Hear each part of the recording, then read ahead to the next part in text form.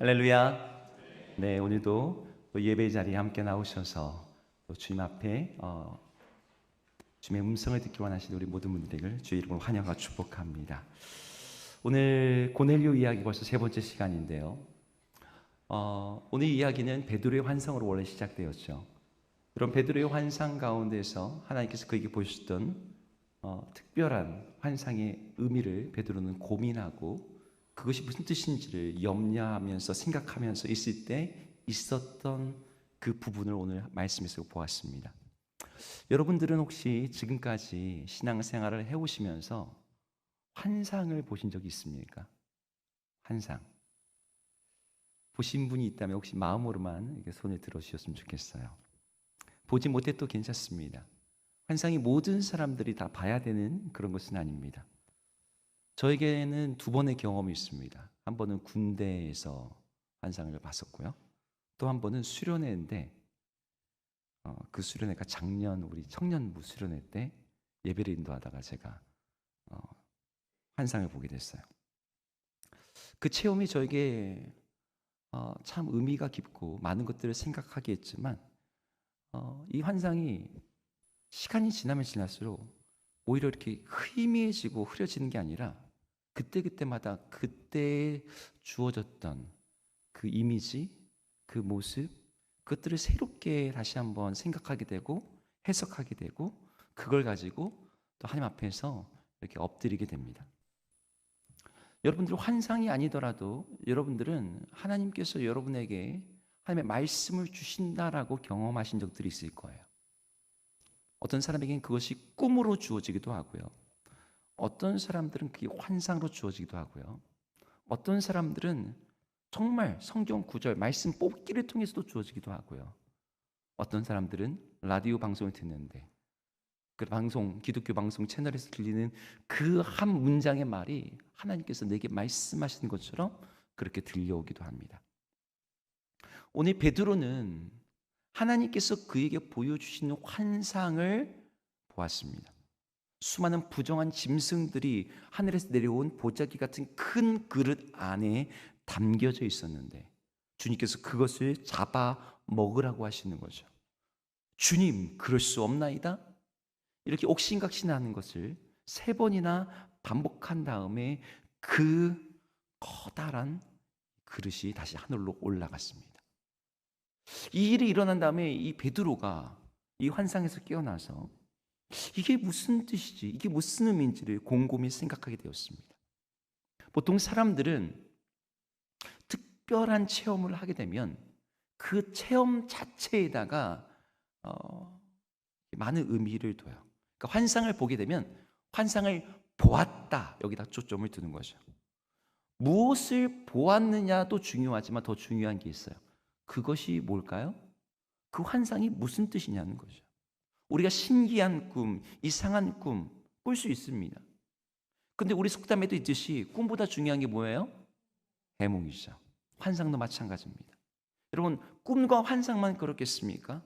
하나님께서 우리 삶에 주어지는 말씀들도 그 말씀이 올바르게 해석될 때 그 말씀이 우리에게 진정 살아있는 능력과 힘을 발휘하는 것들을 경험하시게 될 거예요. 여러분 인생에서 겪게 되는 많은 사건과 사고들과 인생의 어려움들, 여러분 우리가 그것을 바르게 해석하지 않으면 그것은 우리 안에 상처와 트라우마가 될 때가 많습니다.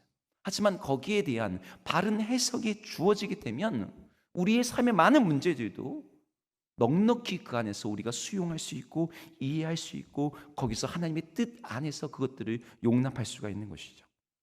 따라서 꿈이든 환상이든 기록된 말씀이든 우리 삶에서 겪었던 사건이든 간에 그것을 온전히 해석하는 과정이 없다면 그것은 그냥 그런 일을 경험했다 정도의 특이한 사건일 뿐이지 그 이상의 의미가 없는 거예요.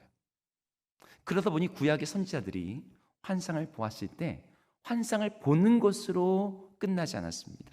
그 환상이 무엇을 의미하는지를 하나님께 따져 묻고 그것을 다 기록으로 남겨놨어요. 오늘 본문에서도 베드로는요, 이 환상을 보고 났을 때 내가 신비로운 체험을 했구나. 여기에 감격하면서 머물러 있지 않고 오히려 이 환상을 숙제처럼 여겼습니다. 오늘 베드로가 이 환상 앞에서 어떻게 반응하는지 한번 같이 읽어볼까요? 17절 상반절을 한번 읽어보겠습니다. 읽겠습니다. 시작. 베드로가 베드로가 본 본 바 바, 환상이 무슨 뜻인지 속으로 의아해하더니 네, 환상이 무슨 뜻인지 의아했대요. 이 의미를 알지 못하는 환상은 자기에게든 주님의 이 일을 하는 데 있어서 도움이 안 되거든요. 19절에서도 반복되는데 19절도 읽어보겠습니다. 시작. 베드로가 그 환상에 대하여 생각할 때에 성령께서 그에게 말씀하시되 두 사람이 너를 찾으니 네, 그 환상에 대해서 베드로가 뭐 했다고 합니까? 생각했대요. 베드로가 질문하고 생각하고 고민했습니다. 하나님께서 나에게 이것을 보여주신 이유가 무엇이지? 그 환상에서 말씀하신 하나님의 그 말 자체를 몰라서가 아니에요. 이 말이 내 삶 속에서 어떻게 적용될 수 있느냐는 거였죠. 근데 마침 그 환상에 대해서 생각하고 있을 때 고넬료가 보낸 사람들이 이 베드로가 묵고 있던 요빠의 무두장이 시몬의 집에 도착했어요. 그리고 그 문 밖에 서서 그들이 베드로를 찾기 시작했습니다. 17절과 18절도 함께 읽겠습니다. 시작. 마침 고넬료가 보낸 사람들이 시몬의 집을 찾아 문 밖에 서서 불러 묻되 베드로라 하는 시몬이 여기 익숙하느냐 하거늘. 여러분, 우리가 그냥 읽을 때는 굉장히 평범한 장면이지만 만약 2000년 전 이 요빠 시몬의 집 앞에서 있던 그 당일 현장에는 긴장감이 좀 감돌았을 것 같아요. 웬 낯선 두 사람이 시몬의 집을 두드리면서 여기 혹시 베드로라고 하는 시몬이 있느냐? 근데 누가 봐도 이 사람들은 요빠 사람들이 아니에요. 차림새도 사용하는 언어도 뭐가 달라. 그렇다고 같은 그리스도인들 예루살렘 교회에서 보낸 사람인가? 그것도 아니야. 당시 교회는 박해 가운데 있었고 베드로는 여기저기 온 유대와 이스라엘 다니면서 복음을 전하고 있는 상황이었습니다. 이런 상황에서 고넬료가 보낸 하인들이 도착했는데 처음 보는 사람들이 이 베드로를 찾고 있는 거죠. 오늘 본문에는 사람이 2명이 보내졌다고 나옵니다. 하지만 고넬료가 보낸 사람이 사도행전 10장 앞부분에 보면은 3명으로 나와요. 하인이 2명이었고 부하가 1명이었다고 나옵니다. 부하는 누구였을까요? 고넬료의 신분이 뭡니까? 네, 로마 군인입니다. 백부장이에요. 부하라는 건 그러면 뭘까요? 이 사람들 로마 병사인 거죠. 그러니까 이 로마 병사와 그리고 하인들이 같이 간 거예요. 그런데 로마 병사 출신의 고넬료 부하는 이 문 앞에 서지 않았던 것 같아요. 가뜩이나 이름 물으면서 찾으러 왔는데 거기에 로마 병사가 있어. 그러면 의심과 긴장감이 높아질 테니 누구인들 내가 그 사람입니다. 나 왜 찾습니까? 라고 자신 있게 나서지 못하겠죠. 고넬료가 이 보낸 사람들 중에 그 2사람만 그 집 앞에 서 있었어요. 근데 이 2사람이 베드로를 만나자마자 이렇게 말을 꺼내기 시작합니다. 22절인데요. 읽겠습니다. 시작. 그들이 대답하되 백부장 고넬료는 의인이요 하나님을 경외하는 사람이라. 유대 온 족속이 칭찬하더니 그가 거룩한 천사의 지시를 받아 당신을 그 집으로 청하여 말을 들으려 하느니라 한대. 네, 이들은 베드로를 만나자마자 고넬료에 대해서 소개해요. 백부장이라고, 로마 군대의 지휘관이라고. 하지만 그 사람은 이 정복 이 집에 이 정복하는 사람들로서 막 로마 군인에 더 피를 묻히고 이런 사람은 아니고 하나님을 경외하는 사람, 의인이고 유대 온 족속의 칭찬을 받는 평판이 좋은 사람이라고. 우리 이상한 사람 아니라고. 근데 그 뒤에 남들이 들으면 잘 받기 어려운 말을 합니다. 거룩한 천사가 자기들 앞에 나타났다고. 그의 지시를 받아서 왔다고. 당신을 청해서 말을 들으려고 한다고. 여러분, 이런 말을 여러분이 만약 들었다면 여러분 어떻게 하시겠습니까? 누군지 생판 알지도 못하는 사람이 자기소개를 하면서 당신을 만나러 왔다는 거예요. 그냥 만나러 온 게 아니라 당신을 초청해서 어떤 말을 듣고 싶대요. 근데 그 대상이 우리 민족을 박해하는 사람, 로마 백부장, 게다가 그 장소는 이 요빠도 아니고 식민 수도인 가이사라까지 또 한참 가야 돼요. 그럼 발을 떼기가 쉽지 않죠. 문화적으로도 어려운 일이에요. 베드로는 분명 유대인인데 로마인의 집에, 이방인의 집에 들어간다는 것 자체가, 게다가 가면 그냥 갑니까? 가면은 거기서 식탁 규제도 해야 되고 여러분이 교제하면서 이 서로 교류하는 일이라 할 텐데 이건 모든 유대인들이 꺼리는 일이죠. 평판이라든지 안전에 문제가 있는 거예요. 여러 가지 꺼림칙한 일이었습니다. 베드로는 사도들의 으뜸이자 예루살렘 교회의 지도자인데 함부로 경거망동했다가 교회 전체에 큰 어려움을 줄 수도 있는 일이었어요. 이런 상황에서 베드로는 지금 두 개의 문제를 만나고 있는 거죠. 하나는 자기에게 주어졌던 하나님의 말씀의 의미가 무엇이냐는 거예요. 또 하나는 고넬료가 보낸 두 명의 사람의 청함 앞에서 내가 어떻게 행동해야 하고 결정해야 되는가의 고민인 거죠. 여러분, 이 두 가지 고민은 베드로만의 고민이 아니었습니다. 모든 그리스도인들이 시대를 초월하여서 경험하게 되는 우리 삶의 문제이자 고민들이에요. 우리 모두는 하나님의 계시, 그것이 꿈이든 환상이든 성경 말씀이든 그것을 해석하는 데 있어서 문제가 하나 있어요. 그리고 이 해석의 문제를 기반으로 해서 이걸 가지고 어떻게 행동하고 선택하고 결정하실 것인가 라고 하는 두 번째 문제가 있는 거죠. 지금 우리 시대에 환상이 흔한 것은 아닙니다.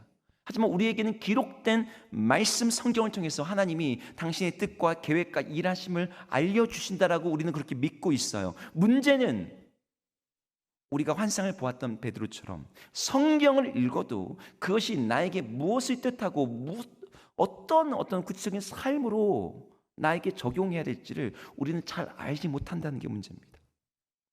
베드로나 우리나 똑같이 어려움이 있어요.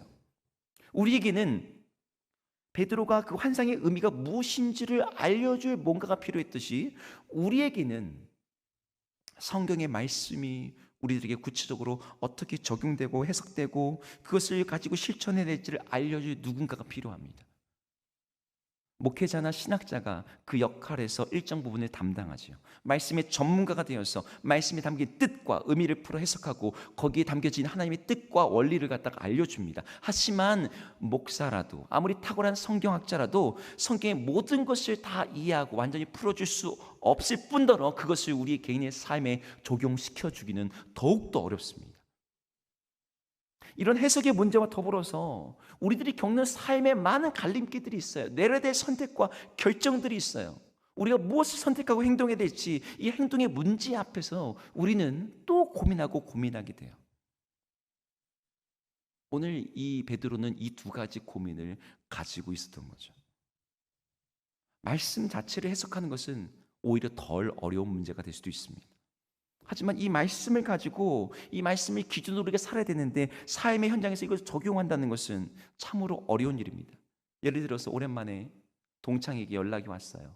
근데 그 동창이라는 친구가 과거에 악명이 높았던 사람이에요. 술 좋아하고 남 험담하기로 유명한 친구였다고 칩시다.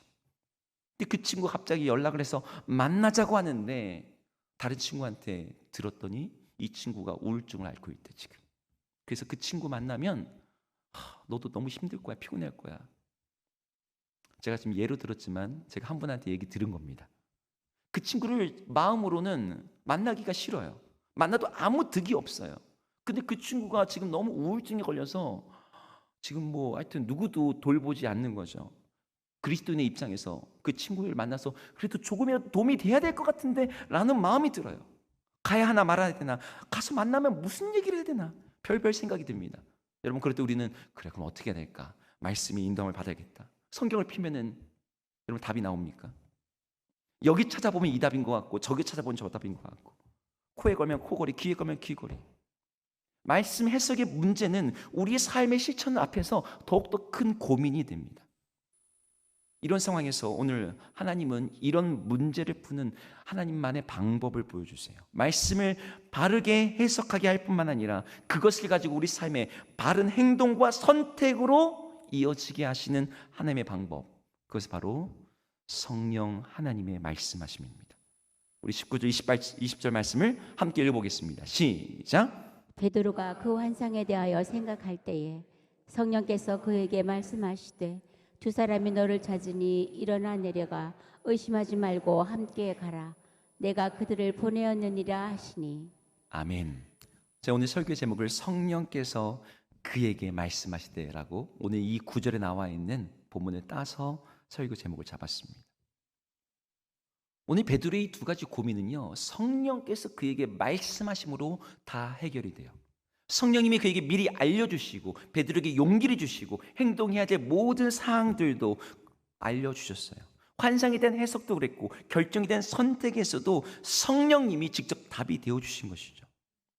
여러분, 성령 하나님은 우리 모든 성도들에게 하나님의 말씀과 그 뜻을 알게 하는 일에 있어서든 그것을 실천하고 적용하는 일에 있어서든 그분은 주역이세요. 그래서 베드로에게 오늘 말씀하셨던 그 성령님은 지금 우리들에게도 여전히 절대적으로 필요한 하나님인 줄로 믿습니다. 사실 우리에게는 성령 하나님만이 아니라 삼위일체 하나님 모두가 필요하죠. 단지 여기에서 성령 하나님을 강조하는 것은 세 분이 한 분이시지만 그 사역에 있어서의 강조점의 차이가 있기 때문이에요. 예를 들면 구원이라고 하는 측면에서 볼 때 성부 하나님은 구원을 계획하시고 그 구원받을 자를 택정하시죠. 성자 예수님은 구원 사건, 십자가와 부활 그 일들을 이루시는 분이고, 성령 하나님은 성부에 의해서 계획되시고 성자에 의해서 실행되신 이 구원을 우리 삶에 적용시켜 주시는 분이세요. 말씀 사역에서 그렇습니다. 성부 하나님께서는 말씀을 통해서 하나님의 나라와 그 뜻을 당신의 백성들에게 계시하십니다. 성자 예수님께서는 말씀이 육신이 되어서 우리 가운데 오셔서 자신을 드러내세요. 성령 하나님께서는 이 기록된 말씀과 성육신하신 말씀 모두를 우리에게 깨닫게 하세요. 성부 하나님께서는 성경 저자들에게 음성을 들려주시고 감동하셨다면, 성부 예수님은 그 말씀이 자기 자신 예수 그리스도를 통한 구원의 말씀임을 드러내시고, 성령 하나님은 이 말씀을 조명하셔서 바로 해석하고 그 예수님을 말미암아 우리가 누릴 수 있는 그 구원을 믿고 얻게 만들게 하시는 분이 성령 하나님이십니다. 지금 우리들에게 우리 실질적인 신앙의 삶의 차원에서 바로 이 성령 하나님의 역사심이 절대적으로 필요한 거예요. 말씀을 해석하는 일에서부터 그 말씀을 가지고 우리 삶에 실질적으로 적용하는 일에서도 이 성령의 도움이 절대적인 거죠. 하지만 우리는 이 성령의 도우심을 생각보다 너무나 안 구합니다. 우리가 성경을 이해하기 위해서 성경 공부를 해요. 그죠? 여러분, 묵상도 하고 계시죠? 우리가 성령 하나님의 도우심이 없이는, 일하심이 없이는 하나님의 말씀을 온전히 깨달을 수 없다는 것을 우리가 교리적으로는 다 알고 있어요. 하지만 실제 삶의 영역에서 여러분들이 얼마나 성령님께 묻고 간구하는지를 한번 돌아본다면 그 빈도가 아주 낮다는 것을 아시게 될 겁니다. 제가 군대에 있을 때 1998년 뭐 이 정도 됐는데요. 한국교회 안에 1990년대부터 큐티 운동이 붐이 일어났습니다. 그래서 군대 안에서도 이 군종병들 사이에 큐티를 갖다가 이제 배우고 적용하는 일이 있었는데, 이 군대에 있는 군종병을 다 모았어요. 이 사단 군종병을 다 모아서 한 50명 정도를 놓고서 이제 세미나를 진행을 했습니다. 온누리 교회에 유명한 목사님 모셔서 이 큐티 세미나를 1박 2일 동안 진행을 하는 거예요. 성경을 어떻게 읽어야 되는지, 관찰은 어떻게 하고, 해석은 어떻게 하고, 적용은 어떻게 하는지, 큐티할 때 뭐가 중요한지. 근데 그 강사 목사님이 이런 말씀을 하시는 거죠. 여러분, 우리가 말씀을 우리의 뜻대로, 우리의 시각으로 온전히 해석할 수 없습니다. 누구의 도움이 필요합니까? 성령 하나님의 도우심이 필요합니다. 그래서 거기다 별표하면서 우리가 성령님께 구해야 됩니다. 강의가 다 끝났습니다. 그리고 이제 오전에는 강의를 딱 하고 오후에는 뭘 했냐면 실습을 하는 거예요. 큐티 실습, 큐티 나눔도 하고. 실습을 하니까 이제 강사 목사님이, 자, 오늘의 본문은, 자, 이 본문 가지고 해보겠습니다. 본문을 갖다 화면에 딱 띄워주셨어요. 자, 그리고 성경 펴시고 옆에 큐티 노트 딱 놓으시고, 자, 이제 큐티 시작하겠습니다. 여러분 큐티 하시면 되겠습니다. 시간은 30분 드리겠습니다.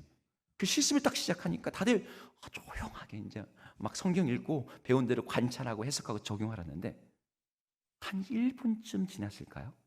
강사 목사님이 땡땡땡 스톱을 시키는 거예요. 뭐야, 벌써 30분 지났나? 1분밖에 안 지났는데. 근데 그 강사 목사님이 질문을 했어요. 자, 여러분 큐티를 제가 가르쳐준 대로 잘하고 계십니까? 네, 잘하고 있습니다. 그럼 제가 한번 물어볼게요. 자, 여기 계신 분 중에 오늘 본문으로 주어진 성경 말씀을 읽기 전에 기도하신 분 50명 중에 2명, 3명이 손들었어요. 오전 내내 성령님께서 말씀을 조명하시는 게 그렇게 중요합니다 라고 강의를 했거든요. 성령 하나님을 의지해야 됩니다. 그래서 성경을 읽기 전에 성령님 나의 눈을 열어주십시오. 나에게 말씀하여 주십시오. 그렇게 그 뜻을 보여주시고 나이가 어떻게 적용해야 될지를 알려주십시오.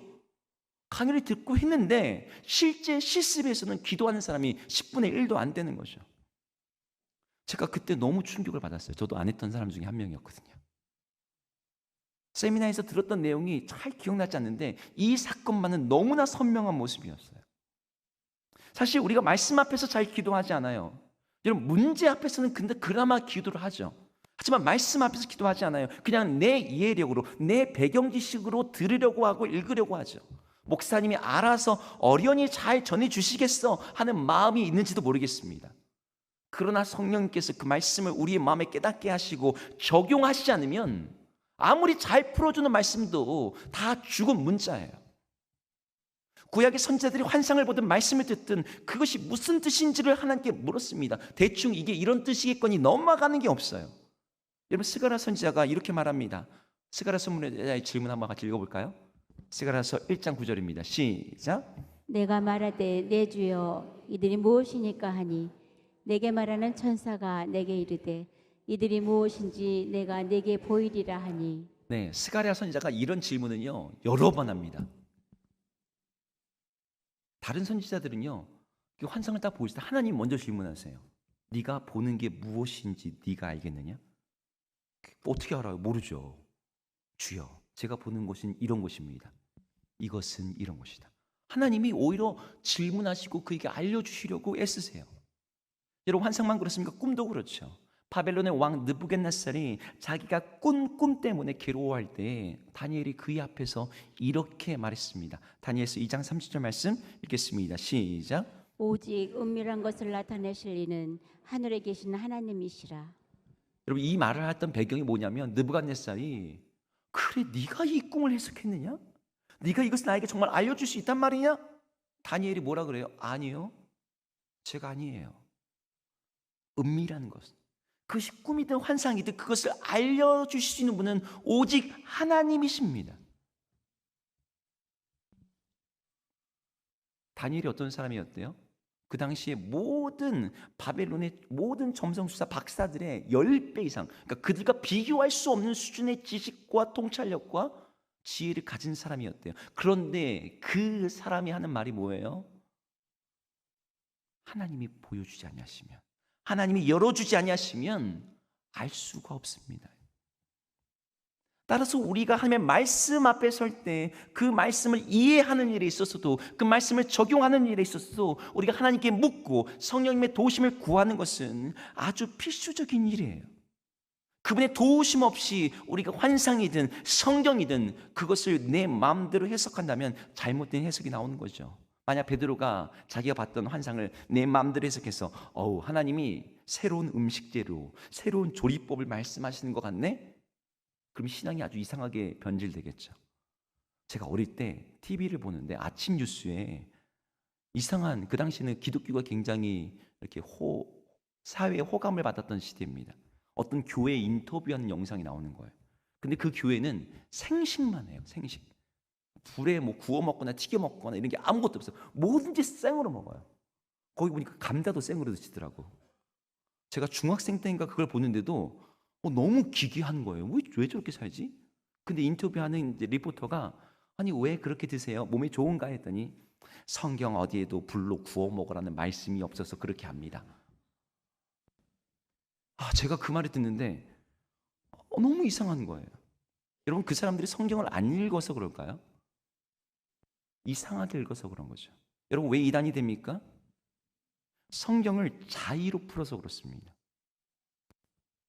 성경을요 똑똑하게 풀어요. 성경을요 앞뒤 아구를 맞추기 위해서 어마어마하게 기계적으로 풉니다.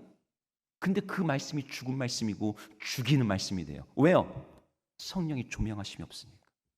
성령께서 그 말씀 우리 삶에 적용하시는 힘이 없으니까 그 말씀이 있는 사람은 더 율법적이 되고 그 말씀을 가지고 더 나쁜 길로 빠지는 거죠.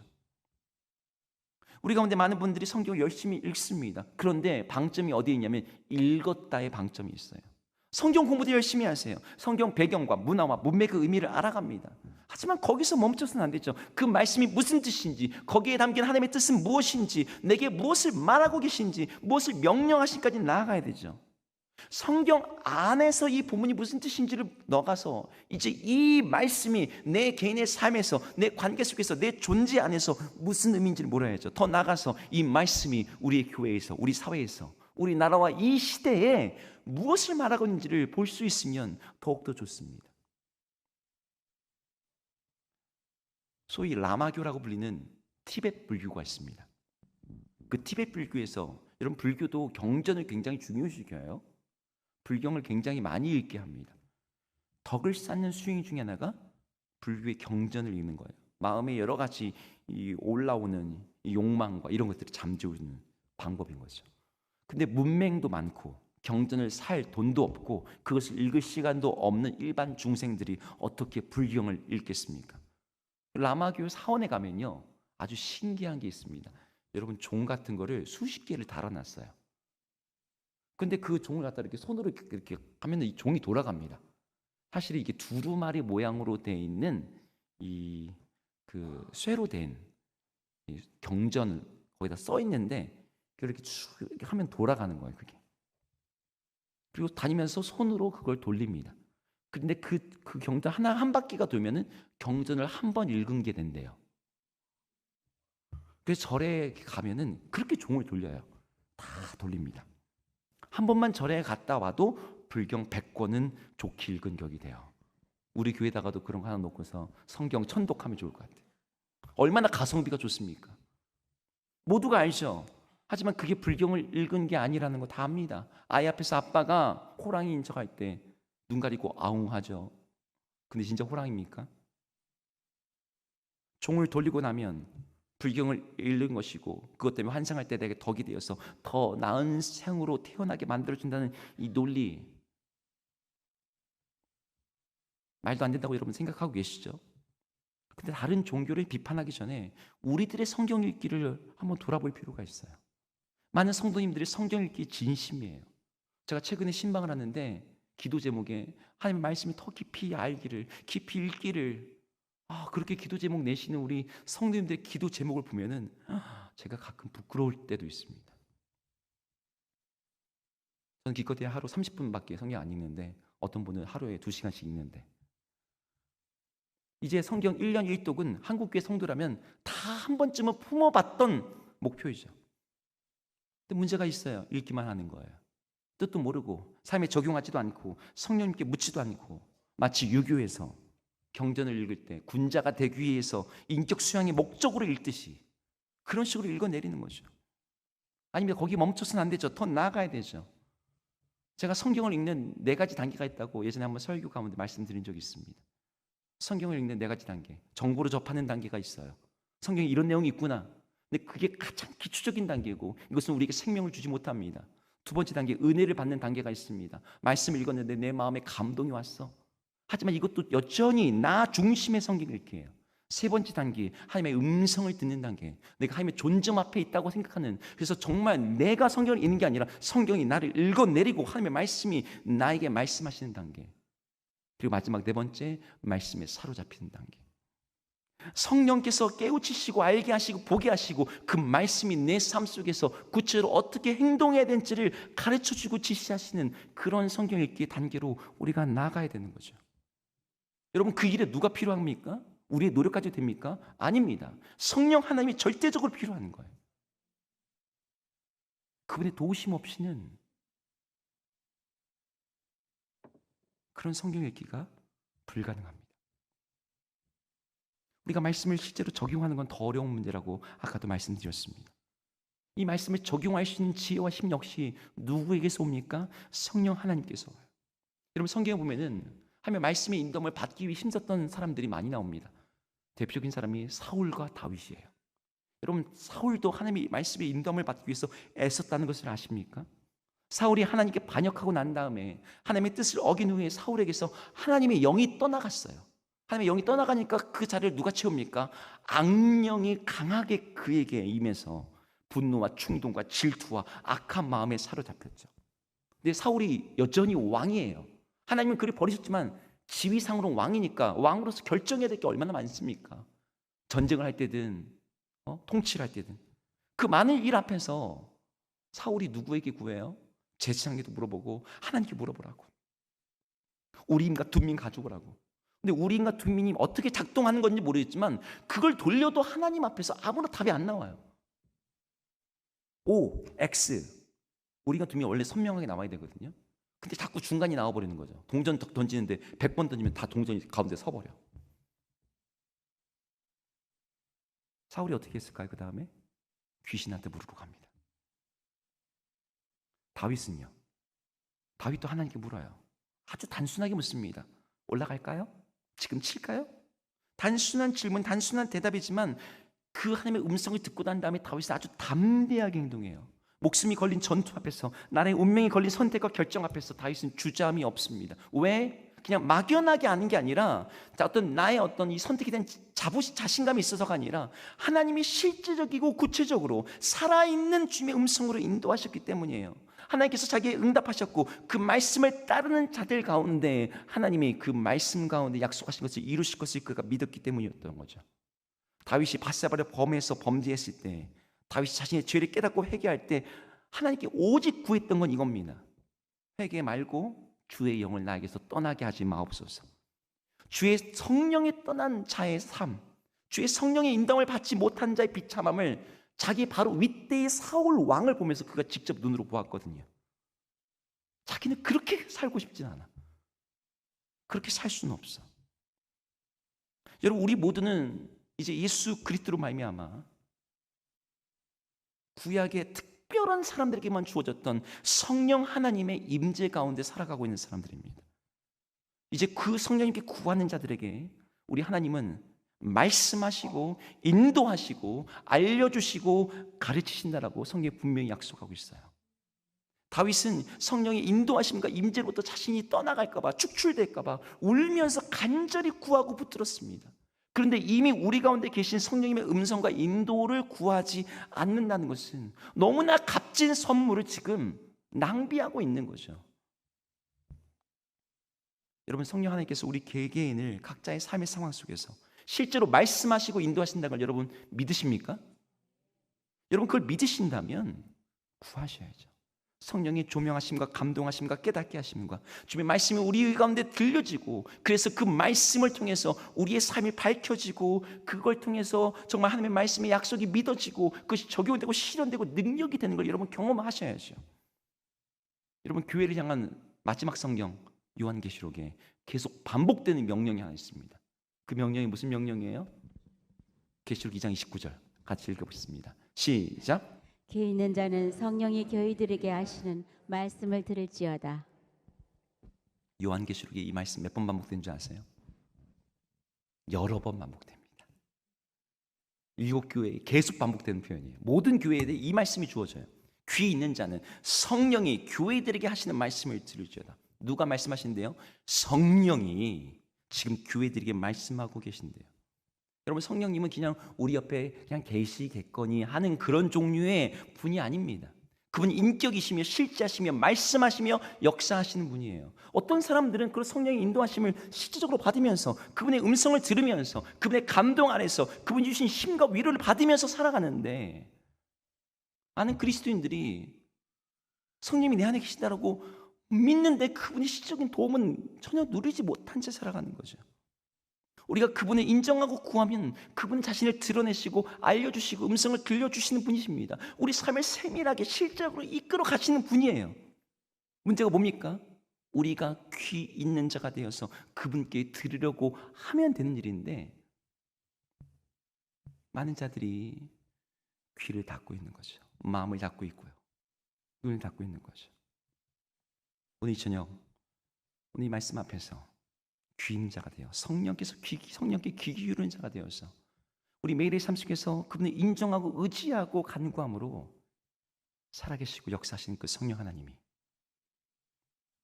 성령께서 베드로에게 말씀하시되 일어나 내려가 가라, 내가 그들을 보냈다. 우리 성령의 음성에 모호한 점이 있습니까? 없습니다. 베드로를 아주 선명하게 분명하게 이끌어가세요. 이 성령님의 분명한 이 음성, 말씀, 인도하심을 우리 삶의 자리에서 일상에서 경험하고 체험하는 우리 모두가 되기를 주의 이름으로 축복합니다.